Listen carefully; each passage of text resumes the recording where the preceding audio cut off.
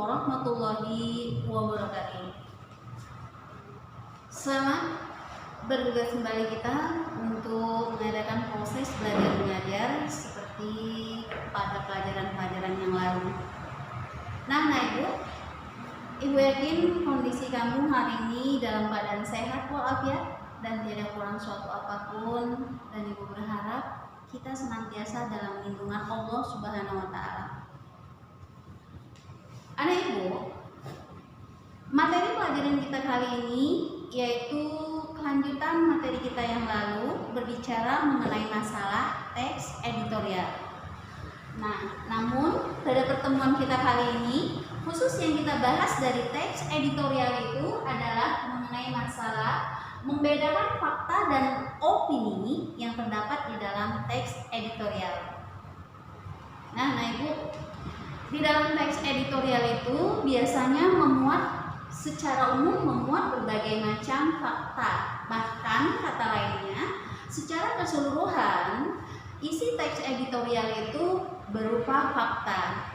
Namun di sisi lain juga ada yang berupa opini atau pendapat dari redaksi atau redakturnya. Nah, sekedar untuk mengingatkan kembali pemahamanmu tentang apa itu yang dimaksud dengan fakta. Kalau membicarakan mengenai masalah apa itu fakta khusus di dalam teks editorial, bahwa yang dimaksud dengan fakta itu biasanya merupakan keadaan atau hal, bisa juga peristiwa yang kenyataan terjadi dan biasanya dapat dipertanggungjawabkan kebenarannya. Nah, atau boleh juga di sini kamu perhatikan, di dalam teks editorial akan selalu terdapat fakta dan opini yang dikemukakan oleh redaktur katanya. Fakta adalah hal atau keadaan, peristiwa yang merupakan kenyataan atau sesuatu yang benar-benar terjadi. Jadi dia sudah terjadi, itu istilahnya kalau fakta itu. Nah, dengan kata lain, fakta itu merupakan potret atau gambaran tentang keadaan atau peristiwa yang terjadi yang diungkapkan oleh redaktur di dalam koran atau surat kabar. Oleh karena itu, fakta sulit untuk dibantahkan. Maksudnya, fakta yang ada di dalam teks editorial itu sulit untuk disangkal. Mengapa, Bu? Karena fakta yang dituangkan redaktur di dalam teks editorial itu kebenarannya dapat dibuktikan sehingga dapat memberikan kebenaran-kebenaran yang akurat, itu kata lainnya. Nah, katanya di sini peristiwa itu tidak dapat dibantahkan oleh karena fakta sulit dibantahkan karena dapat dilihat, didengar, atau diketahui oleh banyak pihak. Kemudian, fakta saja bisa merupakan jika ditemukan fakta baru yang jelas. Maksudnya seperti ini nanti. Tetapi meskipun fakta itu tidak dapat disangkal atau tidak terbantahkan kebenarannya, namun di dalam teks editorial itu fakta bisa saja mengalami perubahan. Kenapa? Apabila fakta menemukan hal-hal yang baru yang lebih jelas dan lebih akurat. Nah, jadi fakta itu bisa berubah. Contoh kita ambil misalnya kalau mengatakan bahwa harga LPG dari tahun ke tahun semakin meningkat. Nah, itu termasuk fakta. Namun apabila ada peristiwa atau kebenaran-kebenaran yang lain yang dapat dipertanggungjawabkan kebenarannya yang lebih jelas, yang lebih akurat, maka fakta yang pertama tadi bisa saja berubah. Nah, maksudnya maka katanya di sini, meskipun fakta itu tidak dapat terbantahkan, karena dapat dilihat, didengar atau diketahui oleh banyak pihak, namun fakta bisa saja berubah. Ini berubah, bisa saja berubah. Bisa saja berubah bila atau jika ditemukan fakta fakta yang baru, yang lebih jelas dan yang lebih akurat, yang bisa dipertanggungjawabkan kebenarannya. Itu maksudnya. Nah, itu mengenai masalah fakta ya. Nah, berarti sesuatu atau hal atau peristiwa yang memang benar-benar terjadi, katanya tadi, yang benar-benar terjadi. Oke. Nah, kemudian di dalam teks editorial itu fakta yang disajikan di dalam teks editorial berupa peristiwa dan data-data terkait dengan peristiwa yang dibahas. Maksudnya begini, di dalam sebuah teks editorial, fakta yang dituangkan atau ditulis oleh redaktur itu biasanya berupa peristiwa yang diambil dari data-data yang terkait dengan peristiwa yang dibahas. Misalnya kalau mengenai masalah kenaikan LPG, pasti yang dibahas mengenai masalah LPG. Apa itu LPG? Nah, panjangannya bagus. Liquid petroleum gas, katanya LPG tulisannya kalau bahasa Indonesia. Nah, jadi di situ mengenai masalah data-data yang terkait sesuai dengan topik yang disajikan oleh redaktur di dalam teks editorial. Nah, pertemuan yang lalu teks editorial itu disebut juga apa? Sama juga dengan istilahnya apa? Ayo apa namanya? Tajuk rencana. Oke, jadi teks editorial itu sama dengan tajuk rencana. Ya. Nah, di dalam sebuah teks editorial tadi katanya biasanya fakta-fakta itu disajikan biasanya berupa peristiwa yang diambil dari data-data terkait. Yang terkait itu maksudnya yang dibahas atau yang disajikan oleh redaktur di dalam surat kabar atau majalah. Nah, kalimat yang mengandung fakta biasanya disebut kalimat fakta. Kalimat yang mengandung fakta atau pernyataan fakta disebut kalimat fakta.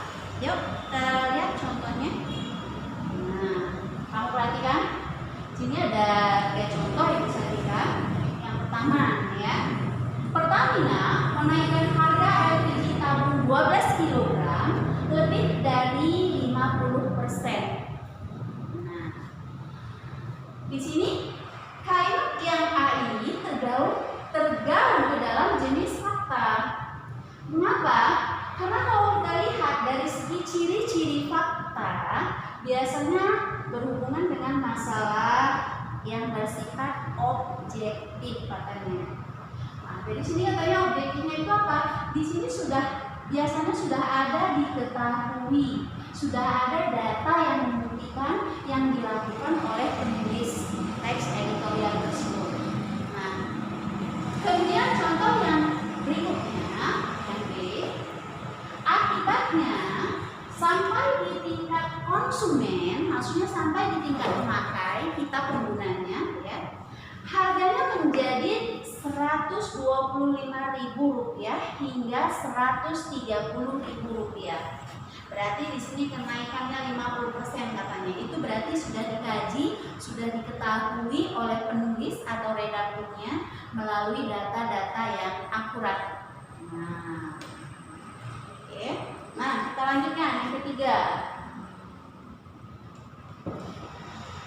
Bahkan di lokasi yang relatif jauh dari pangkalan mencapai Rp150.000 sampai Rp200.000. Nah, berarti di sini kenaikan-kenaikan itu biasanya diketahui oleh penulis teks editorial karena dia sudah melakukan data terlebih dahulu. Ya. Nah, anak ibu, dari ketiga contoh ini, contoh A, contoh B, dan contoh C, kira-kira ini tiga-tiganya tergolong ke dalam kalimat yang berupa fakta. Apa sih yang membuktikan ini berupa fakta? Yuk kita analisa. Nah, biasanya di sini salah satunya yang berhubungan dengan masalah kata bilangan atau nominal. Misalnya ini sudah ada kepastian 12 kg, 50% kenaikannya, ya sudah ada angka-angka. Ini munculnya angka-angka ini berarti sudah dilakukan dengan penelitian lebih dahulu. Misalnya ada angka 125.000, 130.000, 200, 150.000. Nah, itu salah satu ciri untuk menyatakan bahwa kalimat tersebut berupa kalimat fakta. Oke. Nah, nanti kita bahas lebih lanjut ciri-ciri dari fakta. Nah, yuk kita lanjut kembali.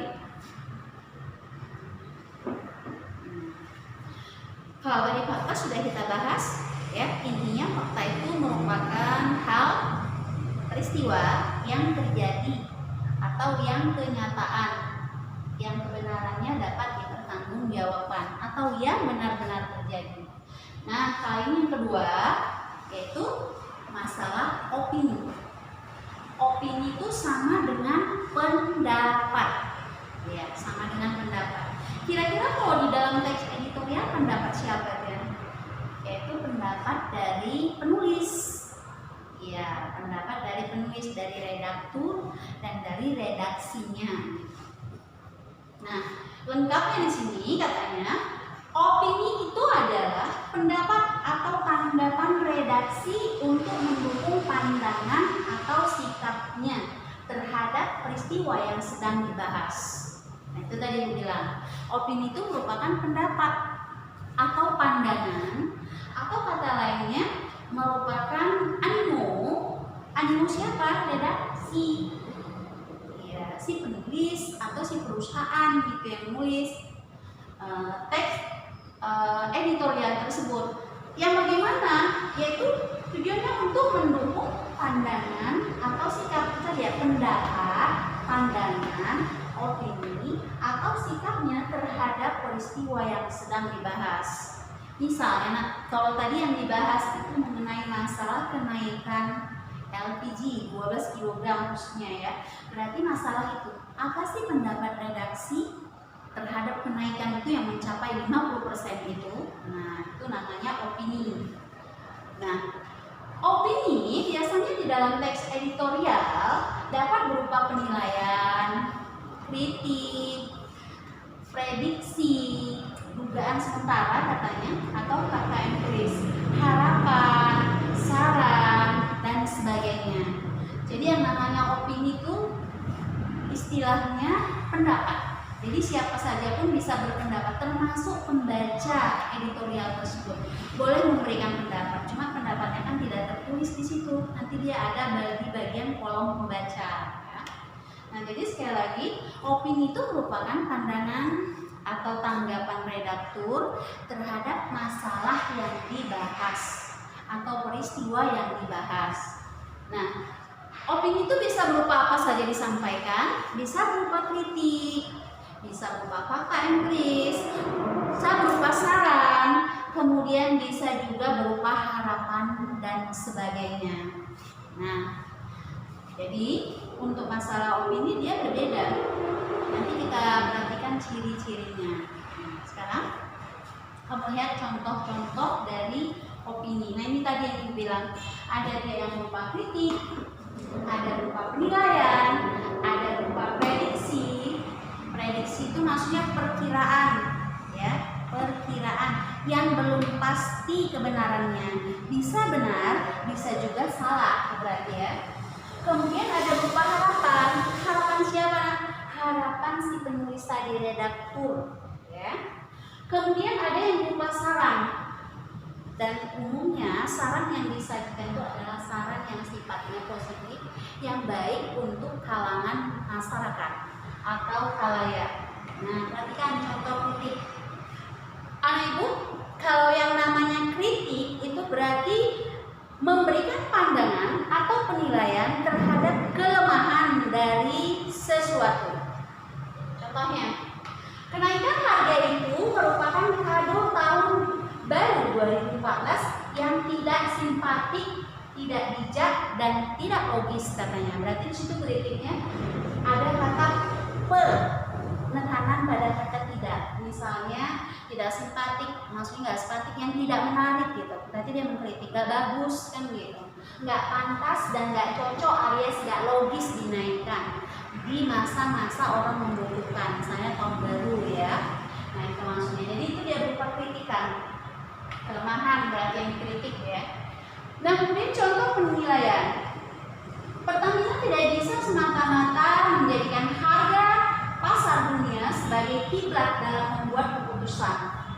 Sebab di sisi lain perusahaan memperoleh keuntungan besar atas hasil tambang minyak dan gas yang dieksploitasi dari perut bumi Indonesia. Ini maksudnya gimana? Penilaian. Dia memberikan penilaian bahwa katanya kenaikan itu tidak cocok dan tidak logis tadi ya. Mengapa? Dia kasih alasan jadi sebab ya berarti ada penilaian. Ada argumen yang diberikannya terhadap pendapatnya, itu namanya penilaian ya. Sebab di sisi lain perusahaan memperoleh keuntungan, nah itu katanya. Yang merasa dirugikan itu adalah konsumen atau pemakai gas LPG tadi. Nah, kemudian contoh prediksi, perkiraan atau praduga ya. Saya di sini redaksi menduga. Nah, itu ada kata dugaan ya. Berarti belum pasti kebenarannya, bisa iya bisa tidak. Redaksi menduga bahwa pengakuan pemerintah yang tidak mengetahui rencana kenaikan harga LPG hingga 50% itu tidak benar. Nah, ini namanya prediksi atau dugaan sementara yang bisa saja benar, bisa juga tidak benar. Nah, jadi belum ada kepastian, maka dia termasuk ke dalam contoh opini. Nah, kemudian ada yang berisi harapan opini itu. Pemerintah seharusnya menggunakan keuntungan besar dari hasil tambang minyak dan gas untuk sebesar-besar kemakmuran. Ini namanya saran. Ya, maksudnya tambang minyak itu sebaiknya digunakan untuk kemakmuran dan kesejahteraan rakyat. Jadi dia termasuk kategori saran. Ya, harapan. Ya, harapan si penulis, harapan redaksi kata lainnya. Terus contoh opini yang lain ada dia berupa saran. Nah, caranya dengan mengambil atau menyisihkan sepersekian persen keuntungan untuk mensubsidi kebutuhan bahan bakar kalangan masyarakat menengah ke bawah, itu saran. Katanya sarannya apa? Walaupun dinaikkan mungkin harga LPG itu, tapi kasihlah masyarakat yang tidak mampu itu disubsidi gitu. Itu maksudnya, itu berarti saran dari si redaksi. Oke. Nah, berarti Ibu, opini itu atau pandangan redaksi itu banyak bentuknya di dalam teks editorial. Ada ini dia bentuknya. Ada berbentuk kritik, ada berbentuk saran, ada berbentuk penilaian, ada berbentuk prediksi, bahkan ada berbentuk harapan. Oke. Nah, oke, Anak Ibu, kali ini yang kita bicarakan yaitu khusus mengenai masalah fakta dan opini yang terdapat di dalam teks editorial. Nah, cuma itu saja. Nah, hari ini Ibu kasih tugas buat kamu yang harus kamu selesaikan tepat pada waktunya. Ini dia ada 5 tugas. Yang pertama, jelaskan perbedaan antara fakta dan opini. Ya, apa yang membedakan tadi ya. Kemudian yang kedua, jelaskan apa yang dimaksud dengan teks editorial. Ibu yakin Ibu guys pasti ngerti. 3, jelaskan ciri-ciri fakta. Nomor 4, yaitu buatlah masing-masing contoh fakta dan opini. Contohnya berupa kalimat kayak yang Ibu kasih contoh tadi, itu bisa jadi rekomendasi contoh ya. Boleh yang lain gitu, karena masalahnya lain. Yang terakhir, yaitu yang kelima, jelaskan ciri-ciri opini.